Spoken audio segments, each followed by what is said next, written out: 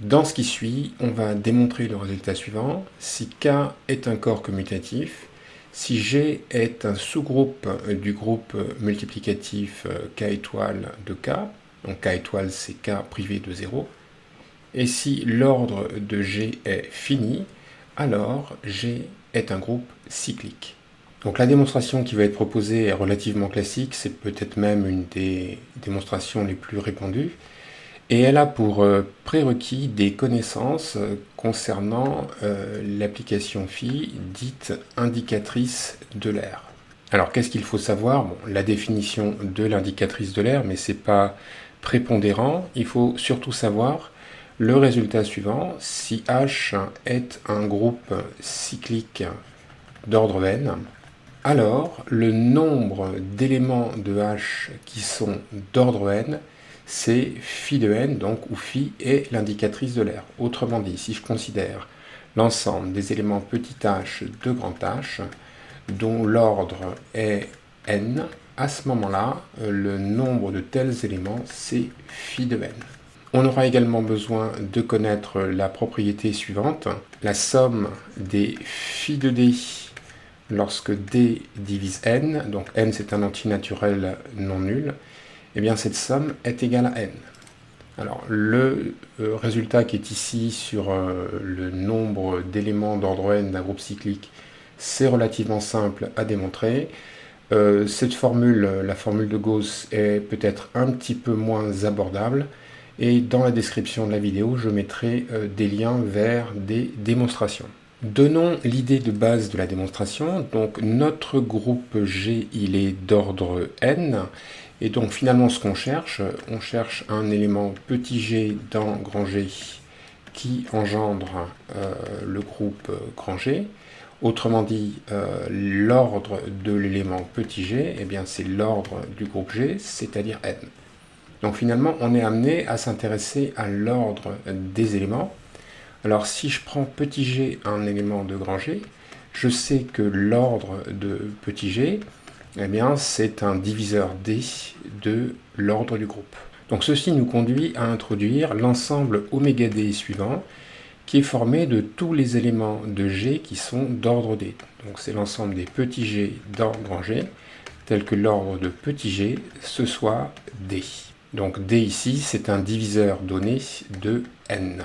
Alors il est à peu près clair que G est réunion disjointe des oméga d, lorsque d parcourt l'ensemble des diviseurs de n. C'est à peu près évident puisque chaque fois qu'on prend un élément petit g de grand G, il a un ordre petit d qui est un diviseur de n. Donc clairement, on a l'inclusion de la gauche vers la droite, et l'inclusion de la droite vers la gauche est évidente. Et puis le fait que la réunion soit disjointe vient du fait qu'un élément dans un groupe a un ordre et un seul. Donc à partir de là, on en déduit en prenant les cardinaux des ensembles que l'ordre de G, c'est donc la somme des cardinaux des ensembles oméga d lorsque d parcourt l'ensemble des diviseurs de n. Alors on peut aller un petit peu plus loin puisque l'ordre de G, c'est égal à n. Et il nous reste à étudier les cardinaux des ensembles oméga d. Juste une remarque par rapport à notre objectif. On cherche un élément petit g de grand G qui engendre le groupe G. Donc comme on a vu tout à l'heure, ça entraîne que l'ordre de petit g, c'est l'ordre du groupe G, c'est-à-dire n. Donc ça veut dire que petit g appartient à l'ensemble oméga n, qui est l'ensemble des éléments de G qui sont d'ordre n. Et donc finalement, tout revient à prouver que l'ensemble oméga n est différent de l'ensemble V. On est donc amené à étudier les ensembles oméga d, donc où ici d est un diviseur donné de n. Donc si x est un élément de l'ensemble oméga d, ça veut dire que l'ordre de x est égal à d, et donc d'après une propriété bien connue de l'ordre d'un élément dans un groupe, ça veut dire que si j'itère d fois x pour la loi du groupe, j'obtiens le neutre. Donc ici ça veut dire que x puissance d, ça fait le neutre de k que je vais noter 1. Donc ceci nous conduit à introduire l'ensemble que je vais noter Rd, qui est formé de tous les x de G, tel que x puissance d soit égal à 1. Donc ce qu'on vient d'établir, c'est que notre ensemble oméga d, il est inclus dans RD. Le point important à voir maintenant, c'est que l'ensemble RD, eh bien, c'est un sous-groupe de G. Il y a trois choses à montrer. D'abord que le neutre appartient à RD, mais ça c'est clair, puisque 1 puissance D, ça fait 1. Ensuite, il faut montrer que RD est stable pour la multiplication. Donc, si je prends x et y appartenant à RD, je voudrais savoir si le produit xy est dans RD, donc je calcule xy à la puissance d. Comme le groupe G est abélien, puisque le corps est commutatif, eh bien ceci vaut x puissance d, y puissance d. Et par construction, donc ça vaut 1, ça aussi, et donc le produit vaut 1, en sorte que le produit appartient bien à R indice d. Et pour finir, il faut montrer que si x est dans RD, alors son inverse est encore dans RD, donc il suffit de calculer x-1 à la puissance d. Ça fait x puissance d à la puissance moins 1, donc ça fait 1 puissance moins 1, ça fait 1. Donc R indice d est bien un sous-groupe de G. Le fait que R indice d soit un sous-groupe de G a une conséquence importante concernant l'ensemble oméga d. L'ensemble oméga d, c'est défini comme l'ensemble des x appartenant à G, tel que l'ordre de x soit petit d. Mais dès lors que oméga d est inclus dans RD, et que RD est un sous-groupe de G, eh bien en fait, l'ensemble oméga d, c'est l'ensemble des éléments de RD dont l'ordre est égal à d. Donc si je fais un petit dessin, on avait donc notre ensemble oméga d ici.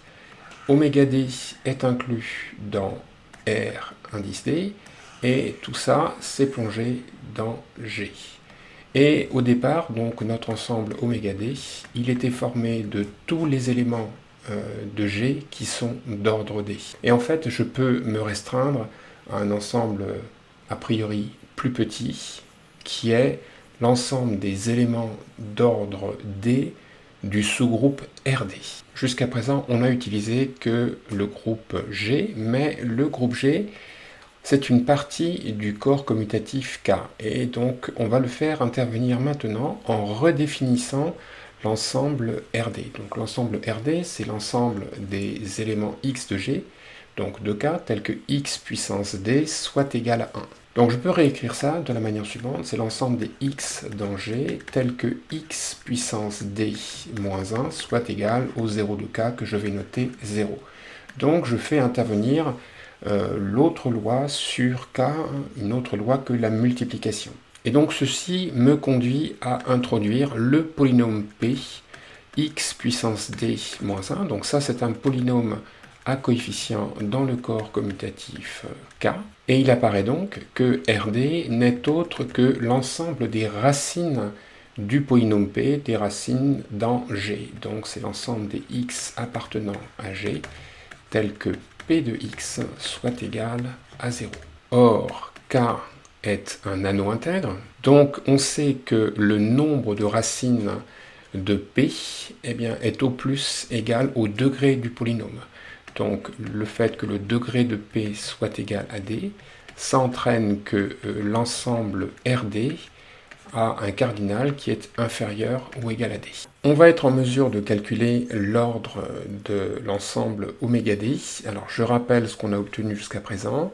R indice d, ça désigne l'ensemble des racines du polynôme x puissance d moins 1. Autrement dit, c'est l'ensemble des x dans G tel que x puissance d soit égal à 1. Et on avait vu que c'était un sous-groupe de G. On a vu aussi que le cardinal de l'ensemble RD est inférieur ou égal à D. Et on avait défini l'ensemble oméga d formé de tous les éléments de G qui sont d'ordre petit d. Et en fait, on avait vu que c'était l'ensemble des éléments d'ordre d du sous-groupe RD. Donc là, j'ai fait un petit dessin. On a donc notre ensemble oméga d formé des éléments d'ordre d. et oméga D est inclus dans le sous-groupe RD. Donc supposons que oméga D ne soit pas vide. Autrement dit, soit petit a un élément de oméga D, donc un élément d'ordre D. Donc il est ici, et je peux considérer le sous-groupe engendré par A. Or, A appartient à oméga D et oméga D est inclus dans RD. Donc A appartient à RD. Et RD est un sous-groupe de G. Donc par expansion, j'en déduis que le sous-groupe engendré par A est un sous-groupe de RD. Maintenant, regardons les ordres. Le sous-groupe engendré par A, eh bien, c'est un groupe d'ordre D. Pourquoi? Parce que petit a appartient à oméga D, et donc ça veut dire que petit a est d'ordre D. Donc à gauche, j'ai exactement D éléments. Et l'ensemble RD, on a vu qu'il était de cardinal O plus D. Par conséquent, j'en déduis en comparant les cardinaux, eh bien en fait que RD est le sous-groupe engendré par A. Et ça veut donc dire que je peux réécrire notre ensemble oméga D. Oméga D, c'était l'ensemble des X dans RD dont l'ordre était D, mais on vient de voir que RD, c'est le sous-groupe engendré par A. Donc oméga D, c'est l'ensemble des X appartenant au sous-groupe engendré par A, tel que l'ordre de X soit égal à D. Mais le sous-groupe engendré par A, eh bien, il est d'ordre D, puisque petit a est d'ordre D. Donc oméga D est l'ensemble des éléments d'ordre D dans un groupe cyclique d'ordre D. Donc d'après les prérequis, ça entraîne que le cardinal d'oméga D, eh bien, c'est phi de D. Donc je récapitule, ou bien oméga D est vide, c'était la première possibilité, ou bien oméga D n'est pas vide, mais à ce moment-là, on aboutit à la conclusion que son cardinal, c'est phi de D. Donc dans tous les cas, je vois que le cardinal de l'ensemble oméga D est inférieur ou égal à phi de D. On va être en mesure de conclure. Je rappelle la relation qu'on avait obtenue au début, à savoir que la somme des cardinaux des oméga D lorsque D parcourt les diviseurs de n, eh bien que c'était égal à n. Et je rappelle la formule de Gauss qu'on a vue au début en prérequis, disant que la somme des phi de D lorsque D parcourt l'ensemble des diviseurs de n, eh bien que ça valait n. Or, à l'instant, on vient de voir que le cardinal de oméga D est inférieur ou égal à phi de D. Donc si on compare ici et là, eh bien on en déduit que quel que soit D diviseur de n, le cardinal de oméga D est égal à phi de D. Et nous, ce qui nous intéressait, c'était le cas D égale n, qui était un diviseur de n. Donc j'en déduis que le cardinal de oméga n, c'est phi de n. Or, phi de n, c'est le nombre d'entiers entre 1 et n qui sont premiers avec n. Il y a au moins un tel entier, c'est 1. Donc phi de n est supérieur ou égal à 1. Donc ça veut dire qu'il existe un élément petit g dans oméga n.